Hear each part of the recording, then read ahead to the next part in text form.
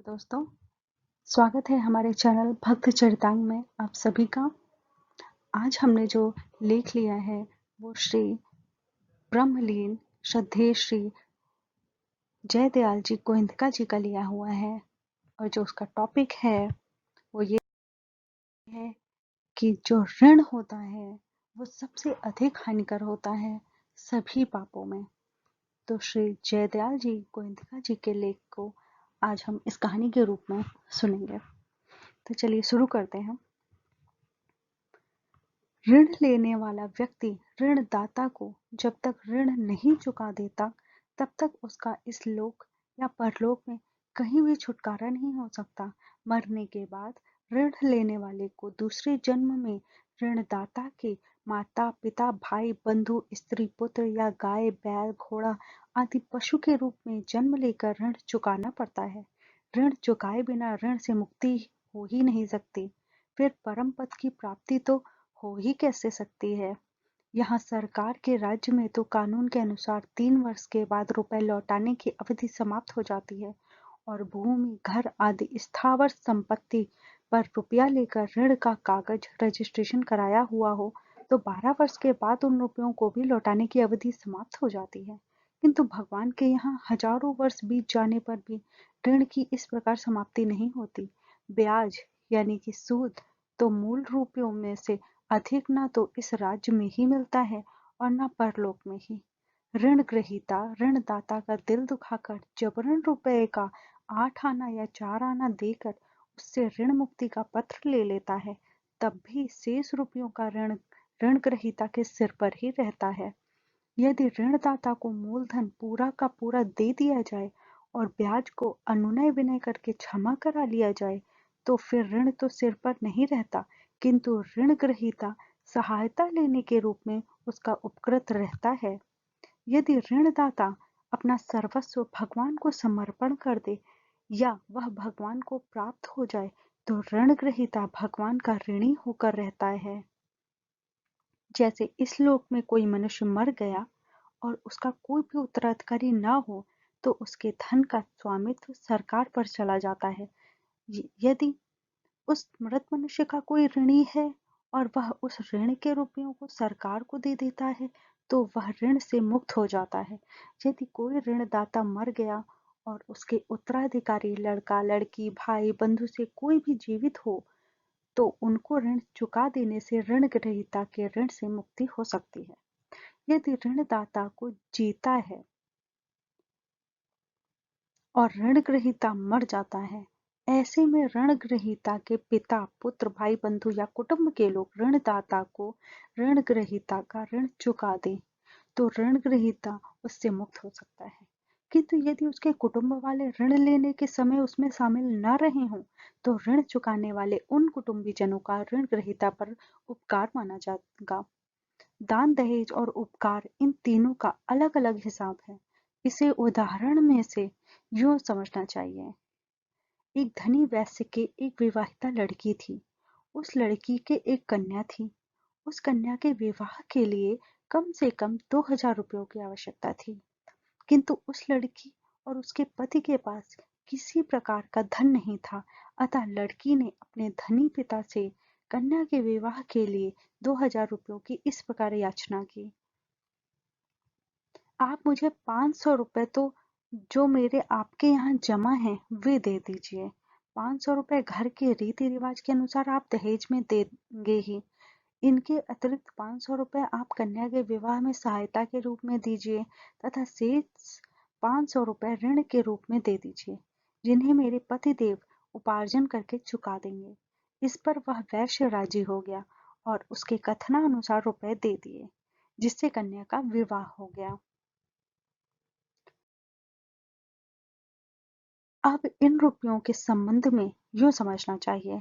500 रुपए जो लड़की के पिता के यहाँ जमा थे वह तो पिता पर ऋण था, अतः पिता उस ऋण से मुक्त हो, तथा 500 रुपए जो पिता ने दहेज के रूप में दिए उन पर उस लड़की का अपना था, वह अपने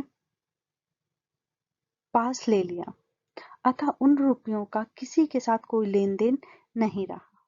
पिता जो 500 रुपए सहायता के रूप में देने वाले थे, उनके लिए लड़की पिता की उपकृत है, किंतु ऋणी नहीं है।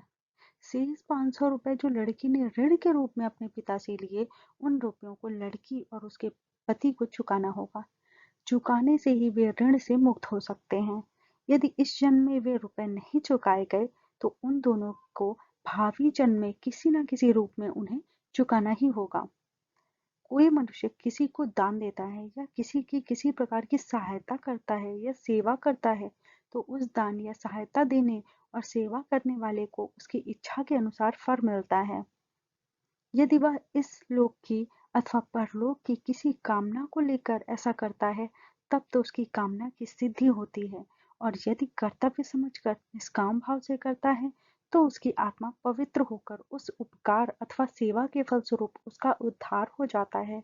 दान या सहायता लेने वाला और सेवा कराने वाला यदि उसका अधिकारी है, जैसे ब्राह्मण को दान लेने का अधिकार है, माता पिता स्वामी गुरु आदि का अपने पुत्र भृत्य शिष्य आदि से सेवा कराने का अधिकार है, तो इस अधिकार के अनुसार दान सहायता सेवा लेने वाले व्यक्ति उपकृत नहीं माने जाते। इसके अतिरिक्त जो भी किसी से दान सहायता या सेवा स्वीकार करता है, वह उसका उपकृत है। उसके बदले में उसकी सहायता सेवा करना और उसका हित चाहना उस उपकृत मनुष्य का कर्तव्य है। यदि वह अपने इस कर्तव्य का पालन नहीं करता, तो यह उसकी कृतज्ञता है। कृतज्ञता भी एक प्रकार का पाप ही है। जैसे पाप करने वाला दंड का भागी होता है और वह उस पाप का फल भोग कर या ईश्वर के नाम का जप व्रत उपवास इंद्रिय संयम रूप तप प्राणियों का उपकार आदि या शास्त्रों में प्रायश्चित करके उस पाप से मुक्त हो जाता है, वैसे ही वह कृतज्ञ भी पाप का फल भोग कर या उपयुक्त साधन करके पाप से मुक्त हो सकता है, किंतु ऋणी तो ऋण चुकाने पर ही मुक्त होता है, किसी प्रायश्चित से नहीं। ब्राह्मण के अतिरिक्त अन्य वर्ण वालों को अर्थात क्षत्रिय वैश्य और शूद्र को दान लेने का अधिकार नहीं है, पर इनमें से कोई आपत्तिकाल में यदि ऋण चुकाने के लिए किसी से सहायता के रूप में दान लेकर अपना ऋण चुका दे या ऋण छोड़ देने के लिए ऋणदाता से अनुनय विनय करने पर ऋणदाता उससे सहायता के रूप में ऋण मुक्त कर दे, तो वह ऋण से मुक्त हो सकता है। किंतु उसे सहायता देने वाले का अथवा ऋण छोड़ देने वाले ऋणदाता की बदले में समय समय पर सेवा सहायता करना उसका कर्तव्य हो जाता है। यदि वह ऐसा नहीं करता तो कृतज्ञ समझा जाता है। इसलिए धर्म में आस्था रखने वाले क्षत्रिय वैश्य और शूद्र दान या सहायता न लेकर ऋण ही लेते हैं, क्योंकि ऋण के रुपए चुकाने का तो उस पर भार रहता है, किंतु सेवा दान और उपकार का विस्मरण भी हो जाता है, जिससे वे प्रत्युपकार नहीं कर पाते और फलस्वरूप कृतघ्न हो जाते हैं। यद्यपि ऋण और कृतज्ञता दोनों ही अपने अपने स्थान पर बड़े भारी दोष हैं, तथापि उसमें कृतज्ञता का दोष जप तप व्रत उपवास और प्रायश्चित आदि करने से दूर हो सकता है, किंतु ऋण से छुटकारा तो ऋणदाता का ऋण चुकाने पर ही होता है। इसलिए ऋण ग्रहीता मनुष्य को जिस किसी प्रकार से हो ऋण को चुका ही देना चाहिए। यदि ऋण चुकाने के लिए रुपए ना हो, तो अपने पास से भूमि घर आभूषण आदि जो कुछ भी हो उसे देकर ऋणदाता को संतुष्ट करना चाहिए।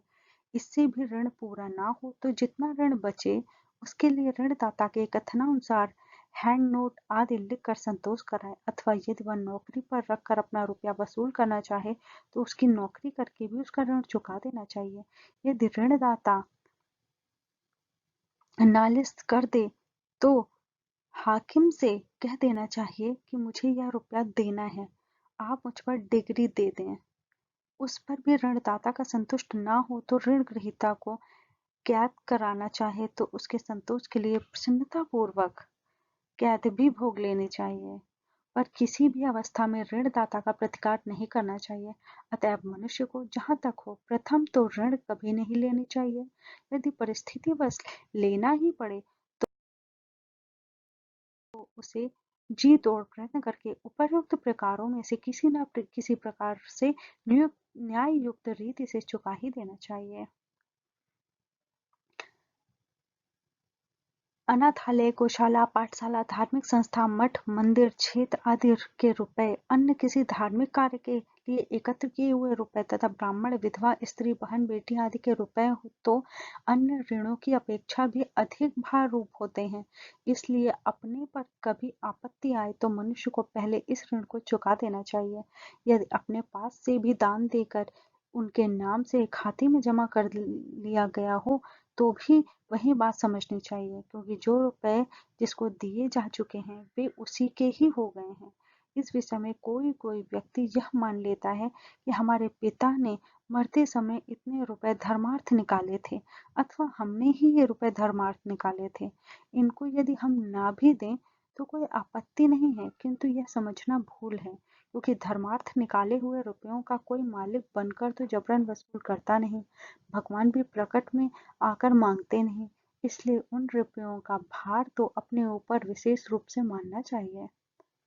ऐसे रुपयों को या तो कहीं अन्यत्र जमा करके अच्छे आदमियों का उन पर अधिकार कर देना चाहिए या गौशाला, विद्यालय, मंदिर आदि जिस कार्य के लिए रुपए जमा किए गए हों उस कार्य में तुरंत लगा देना चाहिए। अच्छे अच्छे आदमियों का एक ट्रस्ट बनाकर उनके हाथ में सौंप देना चाहिए, क्योंकि मनुष्य पर संकट और विपत्तियां तो आती ही रहती हैं और जब विपत्ति आती है तब पावनेदार जो जबरन उनको वसूल कर सकता है, किंतु जिसका भगवान के सिवा कोई मालिक नहीं है उस धन को कौन वसूल करे। अतः ऋणी के सिर पर ही रहता है। जिस प्रकार लाभार्थी के धन की मालिक सरकार होती है, उसी प्रकार धर्मार्थ निकाले हुए रुपयों का मालिक भगवान है। अतः भगवान उस ऋण को इस जन्म में या भावी जन्म में सरकार के द्वारा अतिशय कर लगा देना, दैवी प्रकोप के द्वारा धन नष्ट कर देना आदि नाना प्रकार के संकटों में डालकर उसे रुपये वसूल करते हैं। अतः मनुष्य को धर्मार्थ निकाले हुए रुपयों को गुरुतर समझकर शरीर रहते रहते ही उपर्युक्त किसी भी प्रकार से उनका प्रबंध कर देना चाहिए। आज की कहानी यहीं समाप्त होती है और ये श्री जयदयाल जी गोयंदका का लेख था, जो कि गीता प्रेस गोरखपुर कल्याण से लिया गया है। और हम ऐसे ही कहानी और ऐसे ही लेख आपके लिए लेकर आते रहेंगे। आगे की वीडियोस देखने के लिए आप हमारे चैनल को सब्सक्राइब कीजिए, लाइक कीजिए और आगे की वीडियोस देखने के लिए नोटिफिकेशंस को जानने के लिए आप बेल आइकन भी प्रेस कीजिए। धन्यवाद।